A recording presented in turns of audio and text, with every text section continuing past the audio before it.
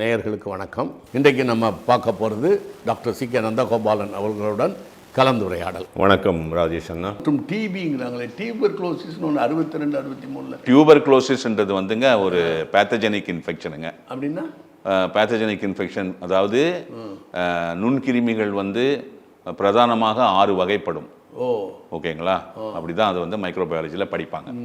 எப்படின்னு கேட்டிங்கன்னா bacteria, archaea, fungus, ஆல்கி, virus, protozoa. இன்னும் ஒன்று இருக்கு, மல்டி செல்லுலார் ஆர்கானிசம், தேர் கால் பாரசைட்ஸ். அது அனிமல்ஸ்ல இருக்கும். அது நம்ம கூட உள்ள வரத்துக்கும் வாய்ப்பு இருக்கு. இப்போ இதுதான், இப்போ நம்ம உடலுக்குள் இருக்கும் நுண்கிருமிகள் நம்மோடு பிறந்து வளர்ந்து வாழ்ந்து கொண்டிருக்கிறது. அது இல்லாமல் வெளியில அது வந்து எண்ணற்ற, அது வந்து கணக்கேட முடியாது, அவ்வளோ இது இருக்குது.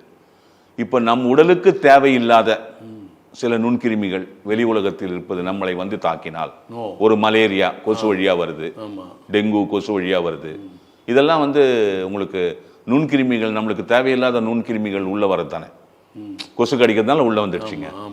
அதுக்கு பேர் பேத்தஜன் அப்படின்னு ஒரு பேர் வச்சிருக்கான். அதனால பேத்தஜெனிக் இன்ஃபெக்ஷன். உடலுக்கு நம் உடலுக்கு சேராத ஒரு நுண்கிருமி உள்ள வந்தது. இப்போ நம்மளுக்கு கொரோனா வந்தது இல்லையா, அது ஒரு பேத்தஜெனிக் இன்ஃபெக்ஷன் தானே. பிளேக் எலி வழியா வர்றது, லாப்டோஸ்பைரோசிஸ் எலி வழியா வர்றது, டியூபர்குலோசிஸ், அக்வைர்டு இம்யூன், அது அந்த இது எய்ட்ஸ். இப்போ எய்ட்ஸ்ன்றது என்னங்க, அக்வைர்டு இம்யூன் டிஃபிஷியன்சி சிண்ட்ரோம் பேரு. அது வந்து ஒரு நமக்கு அதுவும் ஒரு பேத்தஜெனிக் இன்ஃபெக்ஷன். நமக்கு தேவையில்லாத ஒரு நுண்கிருமிகள் தகாத பாலியல் உணவுலாம் நமக்கு வந்துடுது. உள்ள வந்த உடனே அது வந்து முதல்ல 6 to 8 வருஷம் குவைட்டா தான் இருக்கும். கொஞ்சம் கொஞ்சமா வளர்ந்துன்னு வரும். ஒரு லெவலுக்கு மேல அதனுடைய ஒரு லெவலுக்கு மேல அதனுடைய பாப்புலேஷன் போன உடனே உங்களுடைய இம்யூன் சிஸ்டத்தை அழிச்சு உங்களை சாவடிச்சிடும். ஆமா, இப்போ வந்து ஒரு மாத்திரை இருக்கு, அந்த மாத்திரையை நீங்க டெய்லி போட்டுக்கணும். ஒண்ணு போட்டுக்கினே வந்தீங்கன்னா அது பிரீட் ஆகாம பாத்துக்குது. ஸோ ஆல்மோஸ்ட் உங்களை எலிமினேட் பண்ண முடியாது, கண்ட்ரோலபிளா இருப்பீங்க. இது பாருங்க, 1 in 4, 4 பேரில் ஒருவருக்கு டியூபர்குலோசிஸ் உள்ள இருக்குது உடம்புல. இந்தியாவில் கணக்கு எடுத்திருக்காங்க. அது வந்து டார்மெண்டா இருக்கும். அப்படின்னா லிவர்ல கொஞ்சம் இருக்குங்க, அது உங்களை ஒன்றும் பண்ணாது. உங்களுடைய இம்யூன் பவர் கம்மியாச்சுன்னா, உங்களுடைய தற்காப்பு சக்தி கம்மியாச்சுன்னா கடகட கடகட கடகடன்னு பிரீட் ஆகி வரும். அதனுடைய பாப்புலேஷன் ஜாஸ்தி ஆயிடும். ஜாஸ்தியான உடனே உங்களை அட்டாக் பண்ணும். எடை குறைவீர்கள். டெய்லி மாலையானா ஜுரம் வரும். டிபி டெஸ்ட் எடுத்து உடனே பார்த்துருவோம். இதுல உடல்ல வந்து டிபி எங்க ஒண்ணா அட்டாக் பண்ணும். புரியுதுங்களா? லங்கு மட்டும் கிடையாது, பிரெயின் டிபி இருக்கு. ஆமா ஆமா ஆமா, கேள்விப்பட்டிருக்கேன். இன்டெஸ்டினல் டிபி இருக்கு. எங்க ஒண்ணா வரும் டிபி. அதுக்கு வந்து மாத்திரை இருக்கு. 6 to 9 மாசம் நீங்க அந்த மாத்திரை சாப்பிடணும். ஓகேங்களா? அப்போ வந்து நல்ல உணவு சாப்பிடணும். ஏன்னா அந்த மாத்திரை அவ்வளவு ஸ்ட்ராங். உங்களை நீங்க காப்பாத்திக்க முடியும். பேத்தஜெனிக் இன்ஃபெக்ஷன்ஸுக்கு அற்புதமான மருந்துகள் இருக்கு. எய்ட்ஸை எப்படி வந்து ஒரு மருந்து போட்டு அந்த மனிதன் சாவாம தடுக்கிறாங்களோ, அந்த மாதிரி டிபியிலேருந்து நீங்கள் வந்து 6 to 9 மாதம் அந்த மருந்து சாப்பிட்டு உங்களை காப்பாற்றிக்கலாம். நிறைய பேருக்கு இன்டெஸ்டைன்ஸில் இந்த டிபி வரும், ஸ்பைனல் கார்டில் வரும், டிபி வரும், எங்கே ஒன்றா வரும் டிபி உடம்புல. இதுதான் அந்த tuberculosis. It's a pathogenic infection. நமக்கு சேராத நுண்கிருமிகள் உள்ளே வந்துடுது. உங்களுடைய இம்யூன் சிஸ்டம் இருக்கு பாருங்க, லிம்பாட்டிக் சிஸ்டம்னு சொல்லுவாங்க. உங்களுடைய இம்யூன் பவர், உங்களுடைய தற்காப்பு சக்தி, அது வந்து சீராக நல்ல முறையில் இருந்தால் உங்களை வந்து பேத்தஜன்ஸ் உள்ள வந்தாலும் பிரீட் ஆக முடியாது. புரியுதுங்களா? பிரீட் ஆக முடியாது. அப்போ வந்து உங்களுக்கு அந்த வியாதி தாக்காது. அந்த நுண்கிருமிகளால் ஏற்படக்கூடிய நோயை உங்களால் தவிர்த்து கொள்ள முடியும். அதற்கு வந்து உங்களுக்கு முக்கியமாக தேவைப்படுவது வந்து நல்ல உடல் பயிற்சி. 1 மணி நேரம் நல்லா எக்ஸசைஸ் பண்ணுங்க. உங்களுக்கு பிடிச்ச எக்ஸசைஸ் பண்ணுங்க. ஏதாவது ஒரு விளையாட்டு விளையாடுங்க. ஒரு டெய்லி ஒரு 1 hour 1.5 மணி நேரம் ஷட்டில் ஆடுங்க, டென்னிஸ் ஆடுங்க, நல்லா ஃபுட்பால் ஆடுங்க, கிரிக்கெட் ஆடுங்க, நல்லா ஓடி விளையாட்டு. இல்லைனா நல்லா எக்ஸசைஸ், நல்லா 1 hour ஸ்விம் பண்ணுங்க. நல்லா என்ன பண்ணுற மாதிரி ஸ்கிப்பிங்கு, கிரவுண்ட் எக்ஸசைஸ்லாம் பண்ணுங்க. அது மாதிரிலாம் பண்ணி உங்களுடைய ஆரோக்கியத்தை நீங்கள் வச்சுருந்தீங்கன்னா உங்களுக்கு எந்த பேத்தஜெனிக் இன்ஃபெக்ஷனும் வராது. டியூபர்குலோசிஸ்ன்றது வந்து கிட்டத்தட்ட இந்தியாவில் வந்து ஒரு வருஷத்துக்கு 2.5 to 3 லட்சம் பேர் சாகுறாங்க டியூபர்குலோசிஸில் ஒவ்வொரு வருஷமும். மதுப்பிரியர்கள் யாருமே கொரோனாவில் செத்த மாதிரி எனக்கு தெரியல. ஆல்கஹால் பழக்கம் இருக்கிறவங்க வந்து நிறைய பேருக்கு கொரோனா வந்தது, வராமன்லாம் இல்லை. ஏன்னா எனக்கு தெரிஞ்சவங்க சில பேர் வந்து மதுப்பிரியர்கள் வந்து கொரோனாவில் இறந்து போயிட்டாங்க. அவங்களுக்கு லிவருக்கு அந்த பவர் இல்லாததுனால லங்கை சேஃப்கார்ட் பண்ண முடியல அந்த உடம்பால். லிவர் கிட்ட இருக்குங்க எல்லாமே. லிவர் பவர்ஃபுல்லாக இருந்ததுன்னு வச்சுங்களேன், உங்களை எல்லா உறுப்பையும் காப்பாற்றிக்கும். ஆமாம், லிவர் கிட்ட தான் எல்லா கமாண்டும், லிவர் கிட்ட எல்லா கமாண்டும் இருக்கு. ஸ்டமக் இன்ஃபெக்ஷன்ஸ் நிறைய இருக்குங்க. ஸ்டமக் இன்ஃபெக்ஷன்ஸ் நிறையவே இருக்கு.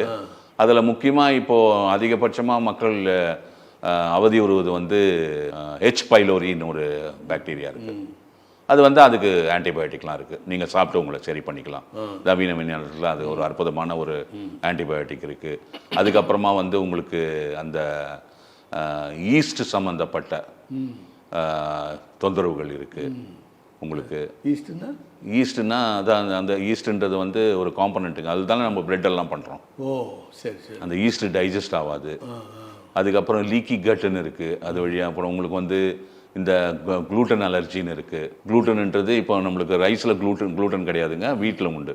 அந்த ரப்பர் மாதிரி வருது இல்லை இந்த மாவு, கோதுமையில் மாவு பண்ண ரப்பர் மாதிரி இருக்கிற அது அந்த எலாஸ்டிக் தன்மைக்கு குளூட்டன்னு பேர். அது ஒரு புரோட்டீன், அது கிளையாடின்னு பேர். அது சில பேருக்கு சூட் ஆகாது. உங்களுக்கு கிராக்ஸ் இருந்ததுன்னா ஸ்டமக்கில், அது வழியாக ரத்தத்துக்கு போயிடும். குளூட்டன் வந்து ரத்தத்துக்கு டைரெக்டாக போகக்கூடாது. உங்கள் குளூட்டன் அலர்ஜி வந்து ரொம்ப ஜாஸ்தி இருக்குது. ஈஸ்ட் அலர்ஜி இருக்குது, லாக்டோஸ் அலர்ஜி இருக்குது, இந்த மாதிரி H. பைலோரி போன்ற இது இருக்குது. வயிறு சம்மந்தப்பட்ட உங்களுக்கு பாக்டீரியல் இன்ஃபெக்ஷன்லாம் கூட இருக்குது. அதெல்லாம் நிறைய இருக்குங்க. அதெல்லாம் வந்து நீங்கள் உங்களுடைய நவீன விஞ்ஞானத்திலேயே வந்து அதுக்கு கரெக்டாக டெஸ்ட் எடுத்து கண்டுபிடிச்சி அற்புதமாக அதை வந்து சரி செஞ்சு கொடுத்துருவாங்க. சிக்லெட்டு பபுல்கம் வர்றதுக்கு முன்னால் நாங்கள்லாம் 63-64 வந்து கோதுமையை வாயில போட்டு மென்னுட்டேன். நான் கூட சின்ன வயசு, ஆமாம், நான் கூட சின்ன வயசுல மென்னுனே இருக்கலாம். ஆமாம், அது ரொம்ப நல்லா இருக்கும் எங்களுக்கு. ஆமாம். அப்புறம் மருந்தியல் மற்றும் வயிறுக்கு வந்து அற்புதமான சில சமாச்சாரம்லாம் இருக்குது நம்ம இதில். வெந்தயம் ஒரு அற்புதமான மருந்து, சீரகம் ஒரு அற்புதமான மருந்து, மிளகு ஒரு அற்புதமான மருந்து, கொத்தமல்லி ஒரு அற்புதமான மருந்து, ஒரு சில கீரை வகைகள் ஒரு அற்புதமான மருந்து. உணவே மருந்து உணவே வியாதின்னு வரும்பொழுது தென்னிந்தியாவில் நாம் பயன்படுத்தக்கூடிய ஸ்பைசஸ் அண்ட் காண்டிமெண்ட்ஸ்ன்னு சொல்கிறோம் இல்லையா, உங்களுக்கு ஏலக்காய் உள்ள இருக்கிற அந்த விதைக்கு பேர் ஏலரிசின்றே பெயர். அது ஒரு அற்புதமான பொருள். கிராம்பு, பட்டை வாயில போட்டுக்கிட்டா கூட நல்லதுன்னு சொல்லுவாங்க. பட்டை, கிராம்பு, ஏலக்காய், மிளகு, இந்த மாதிரி உங்களுக்கு ஸ்பைசஸ் அண்ட் காண்டிமெண்ட்ஸு, எண்ணற்ற கீரை வகைகள். உங்களுக்கு வந்து இப்போது புடலங்காய் வந்து வயிற்றுக்கு பிரமாதமான ஒரு மருந்து. அந்த நாட்டு புடலங்காய் நீட்டாக இருக்கும், அது வந்து அற்புதமான மருந்து. எதுக்கு? வயிற்றுக்கு. ஆமாம். புடலங்காயே இப்போ காணுங்க, விற்கிறதுல எல்லாம் தான் நம்ம மாற்றிட்டோம் இல்லையா. ஆமாம், அது வந்து ஒரு அற்புதமான மருந்து. ஒரு 100 கிராம் புடலங்காய் அரிஞ்சு ஒரு 500 ml தண்ணியில் போட்டு கொதிக்க விட்டு நல்லா 100 ml சுண்டி இறக்கி, நன்னீர் இருந்தால் கொஞ்சம் போட்டுங்க, ஒரு 25 ml கடலை பருப்பு ஆமாம் போட்டு இறக்கி வடிகட்டி தனி ஃபில்டரில் நீங்கள் காலை மாலை வெறும் வயிற்றில் ஒரு 11 நாள் குடிச்சிங்கன்னா வயிறு அற்புதமாக சுத்தமடையும். உங்களுக்கு வந்து தண்ணி வந்து ரொம்ப இம்பார்ட்டண்ட்டு. வயிறுக்கு வந்து அற்புதமான ஒரு இன்டேக் வந்து என்னன்னு கேட்டிங்கன்னா சுடுதண்ணி. ஆமாம், வார்ம் வாட்டர், நல்ல சுடுதண்ணி சூடாக குடிங்க. அது வந்து உங்களுக்கு அற்புதமாக வேலை செய்யும். உங்களுக்கு உங்களுடைய பிளட்டினுடைய பவர் நல்லா இருக்கணும், ஹீமோக்ளோபினுடைய பவர் நல்லா இருக்கணும், ஜீரண மண்டலம் சீராக இயங்குவதற்காக. மருந்துகள் வந்து என்ன ஆகும் அப்படின்னு கேட்டிங்கன்னா, உங்களுக்கு வந்து ஒரு சில வியாதிகளில் வரும்பொழுது நம்ம டெய்லி மருந்து சாப்பிட்றோம் இல்லையா, மாத்திரைகள். அந்த மாதிரி மாத்திரைகள் வந்து உங்களுக்கு வயிறில் அல்சரை கொடுத்துரும். நிறைய மாத்திரைலாம் சாப்பிட்டீங்கன்னா வயிறு அடி வாங்கிடும். லாக்டோபாசிலஸும் அடி வாங்கிடும், வயிறும் அடி வாங்கிடும், வயிறில் அல்சர்ஸ் வந்துடும். அதுக்கப்புறம் உங்களோட ஜீரண மண்டலம் வந்து குன்றிவிடும். ஒரு நாளைக்கு 20 மாத்திரை சாப்பிட்றது, 25 மாத்திரை சாப்பிட்றது, அது வந்து எந்த ஆதாரத்தின் அடிப்படையில் அந்த மருத்துவர்கள் அவர்களுக்கு குடிக்கிறார்கள் என்பது எனக்கு தெரியவில்லை. ராட்டிஃபைட் கெமிக்கல் சிந்தட்டிக் மாலிகூல்ஸ் என்று வரும்பொழுது நம்மளுக்கு உடலுக்கு ஒவ்வாத இந்த ரசாயன பொருட்கள் நம் உடலில் தினந்தோறும் உள்ளே வருவதனால் முதலில் அடிபடுவது உங்கள் ஜீரண மண்டலம் முற்றிலுமாக அடிபட்டு சாப்பிடவே முடியாது. அதெல்லாம் இருக்கு, போயிடும், அவ்வளோதான். உமிழ்நீரெல்லாம் கம்மியாயிடும். உமிழ்நீர் சுரப்பி டென்டல்லேருந்து தானே உங்களுக்கு வாயிலிருந்துங்க ஆசனம் வரைக்கும் உங்களுக்கு ஜீரண மண்டலங்க. அது வாய் தான் முக்கியம். அங்கேயே கசந்து போகும் வாய், முடிஞ்சு போச்சு. குடல் கோளாறுகள், குடல் வந்து நம்மளுக்கு நிறைய பிரச்சனை இருக்குங்க. நீங்க சொன்ன அந்த குடல் டிபி இருக்கு. நம்ம இது நம்ம முன்னாடியே பேசிட்டோம், முன்னாடி ஒரு இதில் பேசியிருக்கோம். இரிட்டபிள் பவுல் சிண்ட்ரோம்னு இருக்கு, இரிட்டபிள் பவுல் டிசார்டர்னு இருக்கு, குரோன் டிசீஸ்னு இருக்கு, அல்சரேட்டிவ் கொலைட்டிஸ்னு இருக்கு. இதில் நெட்டில் எல்லாம் கொடுத்துருக்காங்க. எல்லாமே குடல் சம்மந்தப்பட்டது தான். இதை அந்த சிம்டம்ஸை வச்சு 4 பிரித்து இந்த 4த்துக்கும் வேறு வேறு பேர் கொடுத்துருக்காங்க. அதுக்கு நம்ம வந்து அற்புதமான நம்ம தமிழ் மருத்துவம் இருக்குது. உணவில் நீங்கள் இந்த மாதிரி குடல் சம்பந்தப்பட்ட பிரச்சனைகள் வந்து விட்டாலே நீங்கள் தவிர்க்க வேண்டிய உணவுகள் முட்டை, இந்த மாமிச உணவுகள் சாப்பிடக்கூடாது, பழைய சோறு சாப்பிடக்கூடாது, பால் குடிக்கக்கூடாது, மில்க் ஷேக், ஐஸ்கிரீம் வரக்கூடாது, இளநீர், நுங்கு, தர்பூஸ் பழங்கள், கரும்பு சாறு வரக்கூடாது, சர்க்கரை, வெல்லம், பனை வெல்லம், நாட்டு சர்க்கரை வரக்கூடாது, தயிர் வரக்கூடாது. மோர் சாப்பிடலாம். இவ்வளோ ரெஸ்ட்ரிக்ஷன் இருக்குது உங்களுக்கு. ஒரு 6 மாதத்துக்கு நீங்கள் தூய்மையாக இருந்து உங்களுடைய குடலை மறுபடியும் அழகாக கட்டமைத்து அதற்கு பிறகு நீங்கள் உங்களுடைய பழைய உணவுகள், இந்த தடைப்பட்ட உணவுகள் அனைத்தையும் உட்கொள்வதற்கு உங்களால் அந்த குடலுக்கு வலிமை வந்துவிடும். அதெல்லாம் இருக்குது. பைல்ஸ் கம்ப்ளைண்ட்ங்கிறாங்க. பைல்ஸ் வந்து அதிகபட்சமான சூடுனால வரக்கூடியதுங்க. அதிகபட்சமான சூடுனால மலச்சிக்கல் வேற. மலச்சிக்கல் என்பது வந்து கம்ப்ளீட்டாக சைக்கோசோமேட்டிக்ங்க. அது வந்து அந்த செக்ஷன் வேற. கான்ஸ்டிபியூஷன் சொல்றீங்கல்ல, மலச்சிக்கல் வந்து வியாதிக்கு வழிவகுக்கக்கூடிய முதல் சிம்டம் தான். பெரிய வியாதிகள் வரதுக்கு முன்னாடி மலச்சிக்கல் நிறைய இருக்கும். மலச்சிக்கல் போச்சுனாலே பல சிக்கல்கள் போயிடும். ஆமாம், மலச்சிக்கல் வந்து இருக்கக்கூடாது. அதுக்கு வந்து உங்களுக்கு வந்து பயிற்சிகள் தேவை.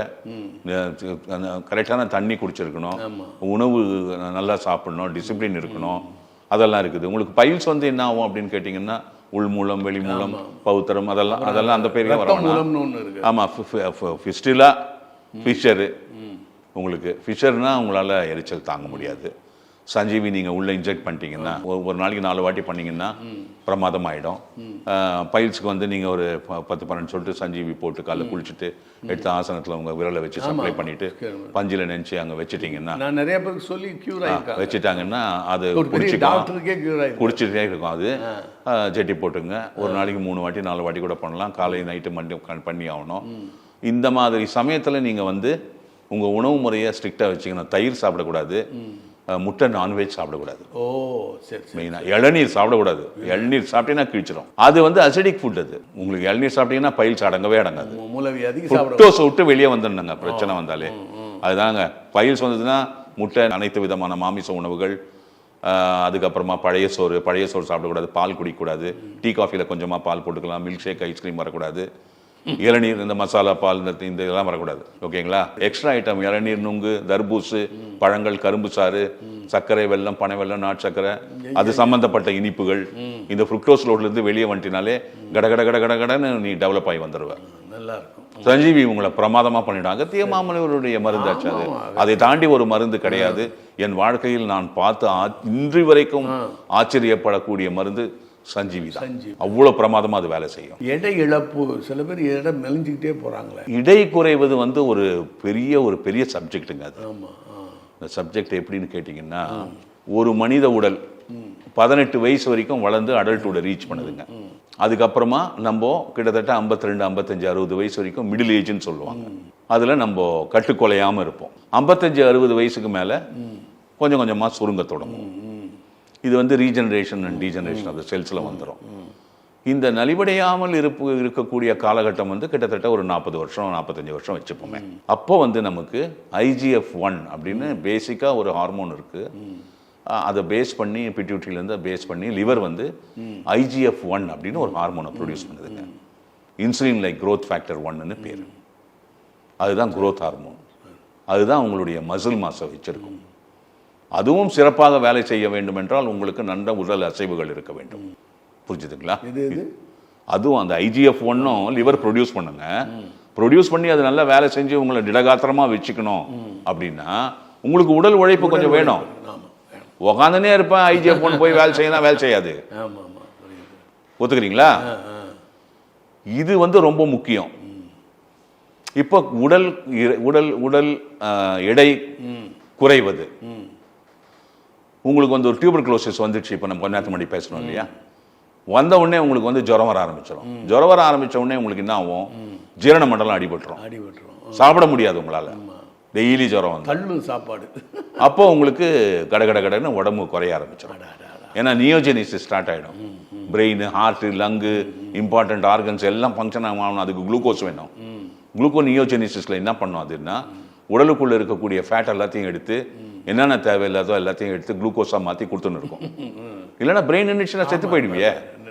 ஸோ உங்களுக்கு தேவைப்படக்கூடிய அளவுக்கு உங்களுக்கு வந்து அதெல்லாம் வந்து உங்களுக்கு இன்சுலின் கண்ட்ரோலில் வரல. ஓகேங்களா? அதெல்லாம் உங்க வந்து புரோட்டீன் டிரான்ஸ்போர்ட் சிஸ்டமில் வந்துடும் உங்களுக்கு, ஹார்ட்டுக்கு பிரெயினுக்கெல்லாம்.